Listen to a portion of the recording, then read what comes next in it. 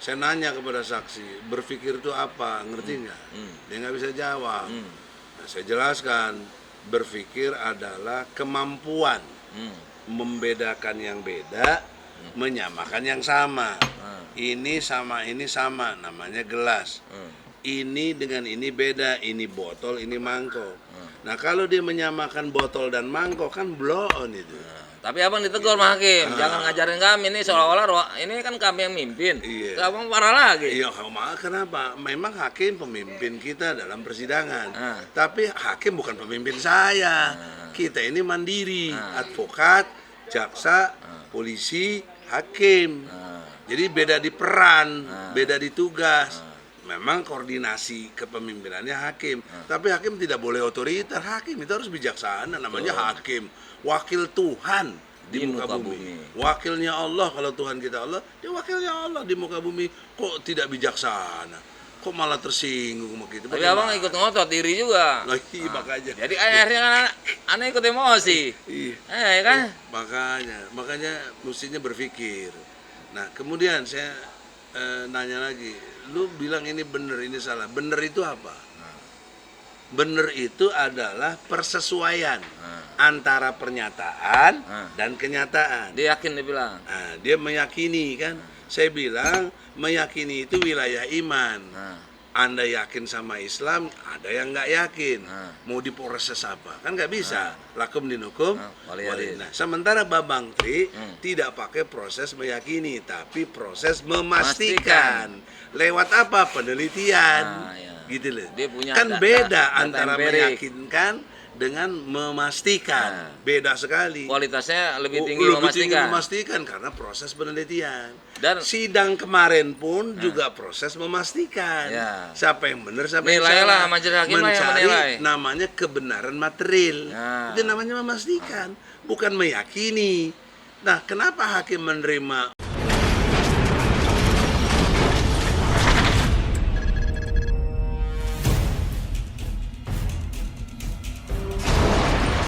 Bismillahirrahmanirrahim. Assalamualaikum warahmatullahi wabarakatuh. Kembali lagi bersama Egy Sujana Channel, People Power Channel. Cerdas, berani, militan. Insya Allah. La haula wala quwata illa billahil aliyil azim. Jumpa lagi Damai Hari Lubis. Kemarin kita sidang Gus Nur dengan Bambang Tri di Pengadilan Negeri Solo. Ada kalimat yang menarik ketika saya bertanya kepada hakim, melalui hakim bertanya kepada jaksa, apakah setelah ini, setelah 16 orang saksi yang kesemuanya tidak pernah lihat ijazah Jokowi yang asli, saya bertanya kepada hakim, kepada jaksa melalui hakim, apakah setelah sidang ini akan ada tampil lagi saksi? Jaksa spontan menjawab, ada saksi mahkota. Nah, pertanyaan saya, di KUHAP ada nggak istilah saksi mahkota? Jelaskan. Jadi begini Bang, kebetulan kita hadir sama-sama ya, kita tim. Ketika dijawab oleh JPU adalah saksi mahkota, antara para terdakwa saling menyaksikan, langsung saya potong. Bapak Hakim, tolong ditegur jaksa, tidak ada itu istilah saksi mahkota di dalam sistem perundang-undangan kita. Karena memang tidak ada di KUHAP. Kalau ada, jelaskan makna sesungguhnya saksi mahkota itu apa? Saksi mahkota tersebut, pertama, jaksa tidak pantas di depan publik di persidangan. Publik di situ adalah pengunjung. Di situ ada mahasiswi Fakultas Hukum dari UNS kalau nggak salah. Sedang belajar ya? Sedang belajar. Jadi dia tidak boleh memberikan ilmu kontroversial, bahkan blunder di hadapan masyarakat umum, pencari keadilan, pemerhati penegakan hukum, karena memang menurut KUHAP mereka boleh hadir. Nggak boleh dia mengajarkan suatu ilmu kebodohan, bukan kecerdasan sesuai UUD 45. Ya makanya jelaskan sekarang, saksi mahkota itu apa? Jadi saksi mahkota apalagi dinyatakan, maaf nih Prof, biar jelas publik. Kenapa saya kemarin hampir sewot? Bukan hampir, udah sewot. Udah sewot lah ya, karena sampai tuding-tudingan dia bilang kalau gitu saya belajar sama bapak aja. Belajar aja sama saya. Kan gitu. Karena itu yang disebutkan adalah salah. Begini, saksi mahkota pertama tidak disebut dalam KUHP. Dan hakim akhirnya menyatakan, walaupun tidak memandang jaksa, pelan bicaranya, iya memang sistem kita tidak mengatur hal itu, acara model itu. Berarti saya benar kan? Bahwa KUHP tidak ada, satu, kedua, itu sistem saksi mahkota di dunia ini hanya Italia yang menggunakan. Itu pun setelah para kartel. Ahlinya itu kaitan dengan mafioso ya. Mafioso, kartel. Ya pelacuran, ya apa dendeng basah ya ibaratnya, dendeng basah, morfin dan lain-lain yang haram. Begitu sulitnya, bahkan ada terbunuh. Juga istilahnya kue cucur. Kue cucur, apem. Nah, dan lain-lain pokoknya ya. Kalau Bes bilang apa? Gratifikasi seks. Nah, itu memang ada, Bang. Ada. Dalam undang-undang tipikor itu Dugaan ada. pada ketua KPU itu. Nggak, artinya gratifikasi seks itu di dalam undang-undang tipikor itu memang ada. Jasa dalam bentuk jasa dan lain-lain. Gratifikasi kan biasanya duit. Ada duit, termasuk Jabatan. tiket, kupon, gratis. Termasuk kue apem tadi. Apa? Pelayanan, servis. Nah, dan lain-lain itu termasuk. Karena nggak mungkin disebutkan dong, ya kan? Jadi pendapat Bang Egy itu benar, kebetulan juga saya buat tulisan itu tentang gratifikasi seks. Nah, itu tahun 80-an. Nah, sekarang udah menjadi suatu asas. Sedangkan di Amerika ada itu tapi hanya di TV. Itu pun kebijakan Maksudnya di film-film. di film-film, di TV, di bioskop. Kan tidak Itu cuma ada seperti di TV, itu. ada film bioskop juga. Nah, jadi begini. Pengertian pemahamannya yang saya tangkap, Saksi mahkota saksi mahkota adalah seorang anggota mafia juga, mafioso yang oleh sebab dialah pimpinan-pimpinan itu bisa ditangkap. Kalau enggak lolos semua. Karena kesaksiannya bisa ditangkap. Nah, ditawarkanlah oleh undang-undang di Itali yang sudah disahkan baru tahun 80-an. Disahkan, orang tersebut dikasih fasilitas, Bang. Bahkan ganti wajah ya. Ganti wajah. Ganti identitas. Paspor, kalau kita KTP dan semuanya, termasuk warga negara. Jadi dia pakai Warga politik negara. identitas dong. Identitas dalam harian bukan umum ya, khusus. Ya. Semua diganti. Namanya semua. Itu hanya ada di Italia. Kenapa dia bilang saksi mahkota? Sementara di Amerika kalaupun ada hanya di bioskop. Ya. Film-film. Sekarang Itu kembali, kebijakan. mana ada saksi mahkota untuk konteks ijazah palsunya Jokowi atau ijazah aslinya Jokowi. Bagaimana memahami kata jaksa? Besok minggu depan akan ada saksi mahkota. Jadi akan begini. ditampilkan. Ya, Dikaitkan dengan terdakwa. Bagaimana jadi kok begini. terdakwa jadi saksi? Pertama dia nggak diseplit, Bang. Kalau diseplit boleh lah menyaksikan, ya kan? Ini sama-sama duduk satu nomor perkara, ya kan? Kok disaling menyaksikan antara ini dengan ini? Tapi Sementara dia bilang saksi mereka mahkota. tuduhannya sama, itu saksi mahkota. Kalaupun yang maksud dia seperti itu tidak ada digunakan di dalam KUHP, maka saya bilang, tapi dia marah. Apalagi bicaranya depan profesor, publik, hakim, kan itu namanya yang abang bilang kemarin. Saya pinjam nih istilah abang, blow on. Iya, blow on, betul. Blow on kepada saksi tersebut, saksi diantara itu abang pernah nyebutkan blow on. Saya pinjam istilah itu, blow on, penipuan hukum, bahaya, itu jaksa loh. Ya kenapa saya bilang blow on? Karena tidak berdasar kepada satu proses berpikir. Saya nanya kepada saksi, berpikir itu apa? Ngerti nggak? Dia nggak bisa jawab. Nah, saya jelaskan, berpikir adalah kemampuan membedakan yang beda, menyamakan yang sama. Ini sama, namanya gelas. Ini dengan ini beda, ini botol, ini mangkok. Nah kalau dia menyamakan botol dan mangkok kan blow on itu. Tapi abang ditegur sama hakim, jangan ngajarin kami ini seolah-olah ini kan kami yang mimpin. Iya. Abang parah lagi. Iya, kenapa? Memang hakim pemimpin kita dalam persidangan. Tapi hakim bukan pemimpin saya. Kita ini mandiri, advokat, jaksa, polisi, hakim. Jadi beda di peran, beda di tugas. memang koordinasi kepemimpinannya hakim. Tapi hakim tidak boleh otoriter. Hakim itu harus bijaksana. Namanya hakim, wakil Tuhan di muka bumi. Wakilnya Allah. Kalau Tuhan kita Allah, dia wakilnya Allah di muka bumi. Kok tidak bijaksana? Kok malah tersinggung begitu? Tapi abang ikut ngotot diri juga. Lagi makanya. Jadi akhirnya kan aneh ikut emosi. Iya. Kan? Makanya mestinya berpikir. Nah, kemudian saya nanya lagi, lu bilang ini benar, ini salah. Benar itu apa? Benar itu adalah persesuaian antara pernyataan dan kenyataan. Dia yakin, dia bilang. Nah, dia meyakini kan. Saya bilang meyakini itu wilayah iman. Anda yakin sama Islam, ada yang nggak yakin.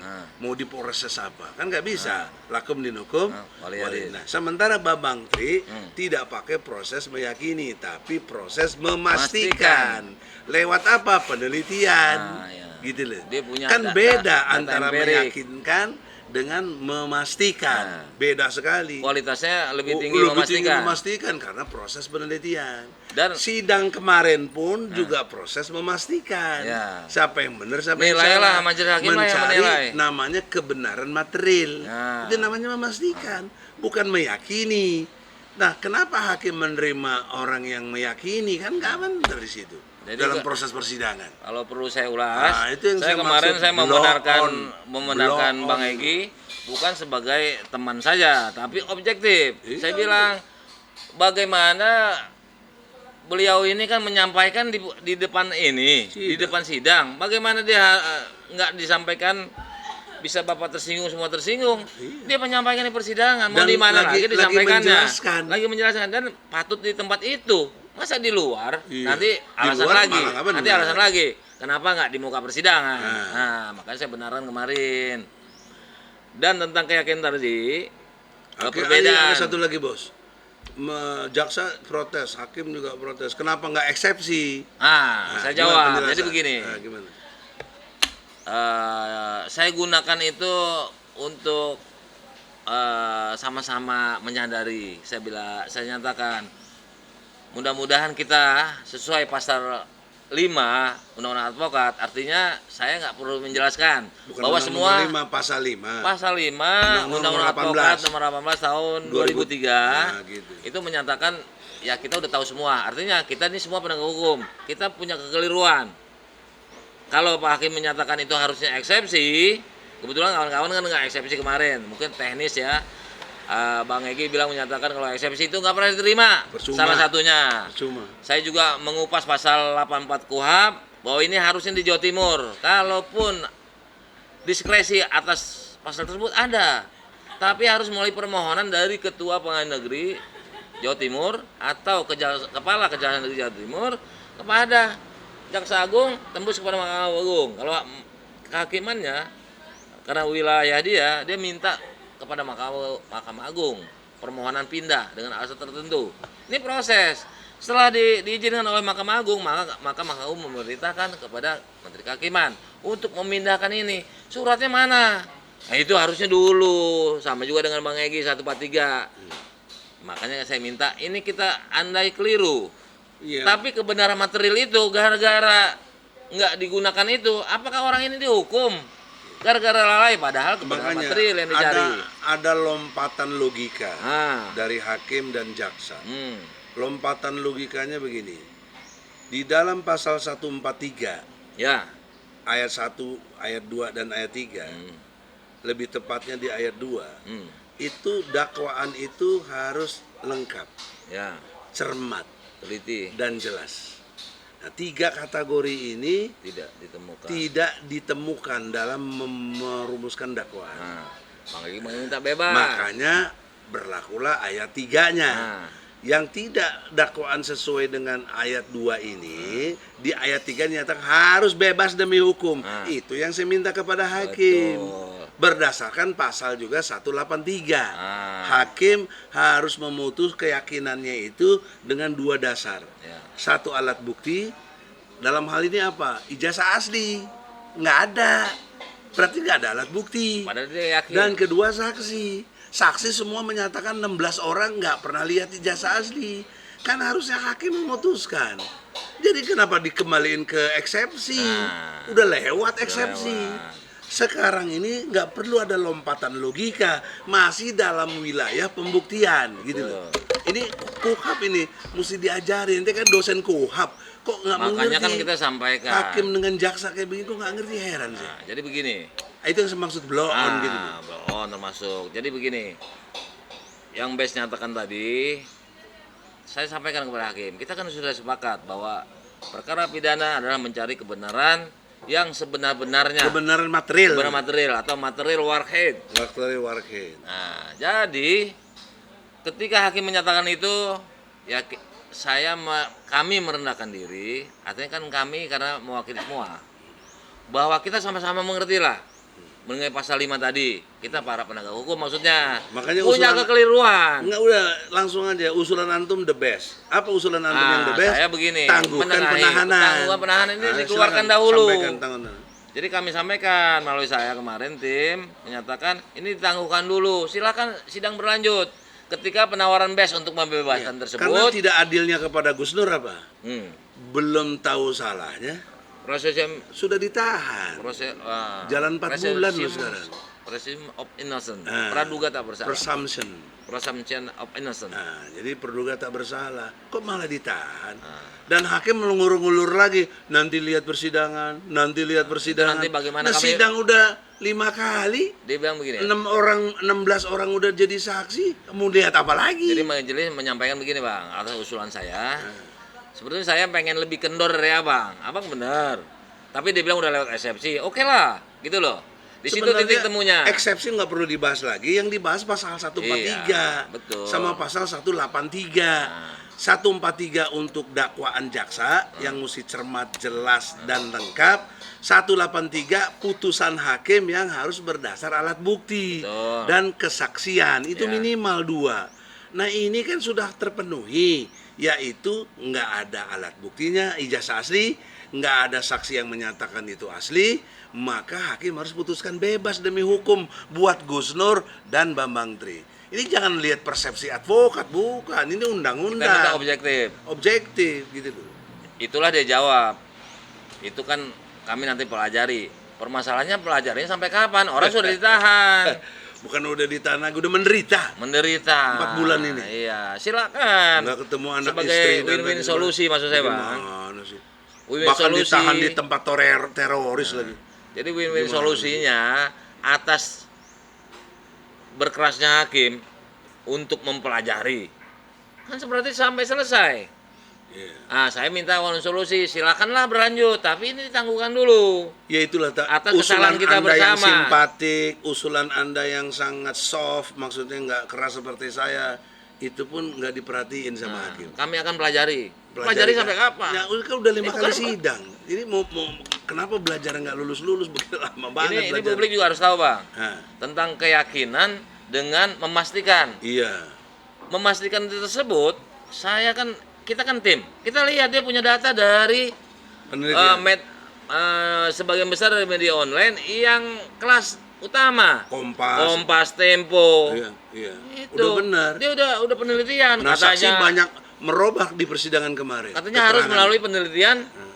Apa kemarin? Harus ada pakai undangan dulu. Harus Iya. nyata turun Datang ke SMA, datang ke SMA, Nggak perlu. menanyakan data. Dia nggak ngerti ada penelitian kepustakaan, Kepustakaan. Dia ada pakai penelitian kepustakaan. wawancara Ah. dengan teman-temannya yang dimaksud Itu oleh Bambang bagian Tri. dari analisa. Itu bagian dari penelitian. Penelitian. Kok jaksa bilang harus datang ke SMA ngapain? Tapi yang lucu lagi gini bang, apa haknya seolah seperti itu? Nanyakan kebenaran ijazah. Kan saya bantah langsung.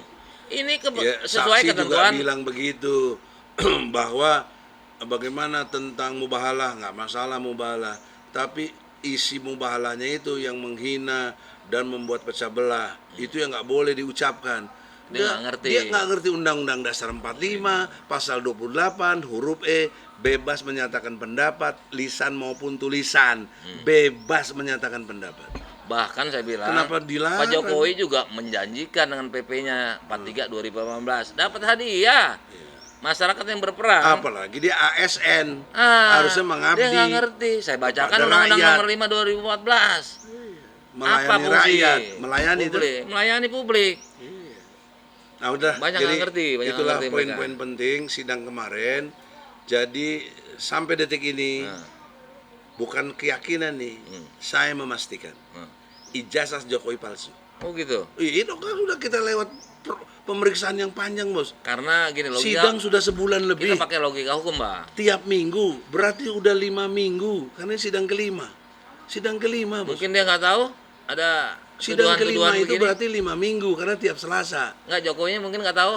Ya nggak tahu mungkin, lah podcast nggak mungkin. ini atau banyak berita nggak mungkin Nggak ada mungkin, intelnya. mungkin. Jaksa itu kan orang Jokowi. Nah, termasuk Kemarin saya tanya sama jaksa di depan hakim, walaupun nggak kedengaran karena lagi konfirmasi. Ente kenapa sih, jaksa kenapa ente nggak bawa ijazah asli? Wah gimana bang? Dari penyidiknya juga kagak ada, dari polisi. Kita mau gimana? Nah, berarti dia harusnya P19 dong. Balikin Balikin dulu. tidak cukup bukti. Kok malah dibawa ke pengadilan? Di situ yang tidak cermatnya. Di situ tidak jelasnya. Di situ dan terbukti di persidangan. tidak terbukti di persidangan. Terbukti tidak bisa membuktikan. Tidak terbukti, jaksa tidak bisa bisa membuktikan. membuktikan. Nah, kalau jaksa tidak bisa membuktikan, sekali lagi saya minta terhormat kepada hakim, Anda diazab oleh Allah karena hakim memutuskan yang nggak benar. Saya ingatkan baik-baik, Nabi Muhammad sudah ingatkan, dari 3 hakim 2 masuk neraka. Kalau putusannya mengalahkan kita, tetap menghukum Gus Nur, 3-3-nya masuk neraka, termasuk jaksa itu. Closing Nah, closing statementnya apa? kepada majelis hakim yang semoga dimuliakan oleh Allah. Anda tadi sepakat kami ada gium hakim tersebut, jabatan hakim adalah sebagai wakil Tuhan di muka bumi. Tolong dipastikan bahwa peran serta masyarakat dan fungsi dai itu merupakan asas legalitas dari terdakwa Gus Nur dan Bambang Tri. Utamanya Bambang Tri sebagai peran serta masyarakat, tentang tanggung jawab pejabat publik, tentang good governance, dan terhadap Gus Nur 2 asas yang Gus Nur miliki, yaitu sebagai publik dan pendapat publik yang sudah disebutkan tadi, dasar UUD 45 Pasal 28. pasal 28 ayat E, Undang-Undang 9 tahun 98, Undang-Undang 39 tentang HAM 3999 dan lain-lainnya, peran serta masyarakat Gus Nur. Jadi Gus Nur punya asas 2, sebagai dai dakwah kan mubah lah, Dan sebagai aktivis. dan sebagai aktivis. Demikian. Jangan lupa Gus Nur itu ketua bidang ulama di TPUA. Di TPUA. Maka saya wajib membelanya. Kami wajib. Kami. TPUA, tim pembela ulama dan aktivis, yang didirikan oleh Habib Rizik Syihab dengan ketua Egy Sujana dengan segenap para anggotanya, diantaranya saya. Demikian, wassalamualaikum warahmatullahi wabarakatuh. Demikianlah saudara, Egy Sujana Channel, People Power Channel, cerdas, berani, militan. Insya Allah, la hawla wala quwwata illa billah. Allahu Akbar, Allahu Akbar, walillahil hamd. Assalamualaikum warahmatullahi wabarakatuh. Waalaikumsalam warahmatullahi wabarakatuh.